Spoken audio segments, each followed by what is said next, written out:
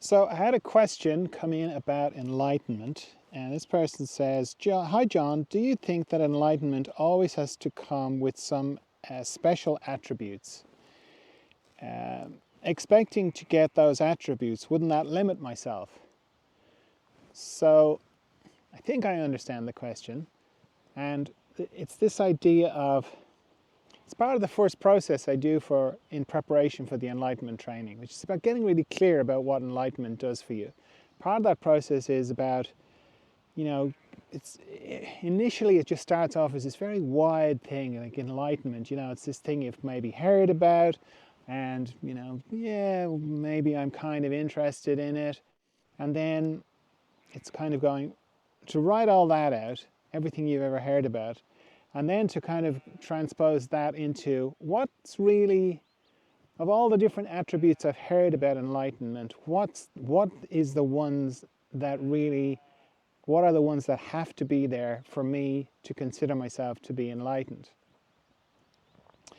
And it's kind of a process of elimination, of getting rid of the stuff that doesn't really matter. That certainly doesn't really matter to you, because like you could start off with levitation, doing miracles, being able to stick your head in the ground and survive, all the sort of things that people who are enlightened, that's been written about that they can do.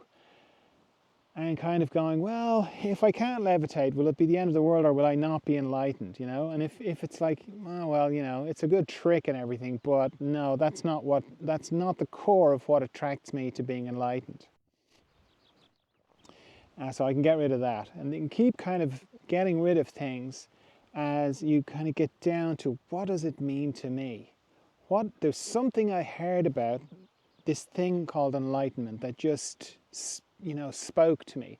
Doesn't speak to everyone, very few people actually, and you can get stuck in the broadness of it and go, oh, that's for other people, and that's for magical, wonderful people. It's not for ordinary people, and certainly not for people who are alive, or it's not possible when you're alive, all that kind of stuff. To bring it from that kind of big vagueness down to, what does it actually mean to me? And do I have the audacity to think that it's possible, that if I point myself towards it, that maybe I could actually get there? And if it grows in you like that, then to not leave it there, but to get more and more specific, and to eliminate the unnecessary attributes that this person is talking about, the levitations, the miracles, all the being happy all the time. It's like, oh, well, it's not so much that, it's, and getting right down to, what does it mean to me? What does this whole idea of enlightenment mean to me? And what is crucial?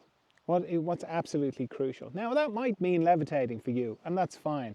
Or it might be some other thing that, I can read people's thoughts, or whatever, some kind of thing that you've heard about. And it's like, no, if I don't have that, I'm not enlightened.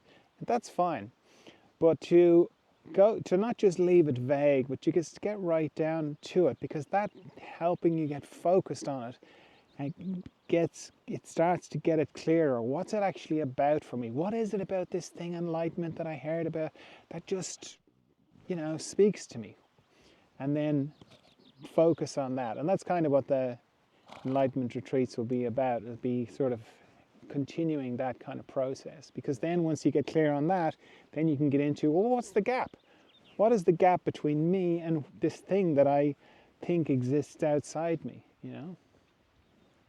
And then in relation to the enlightenment retreats, the next thing then is, well, if you're coming to have an enlightenment retreat with me, what is it about me that you think that I have that you don't have?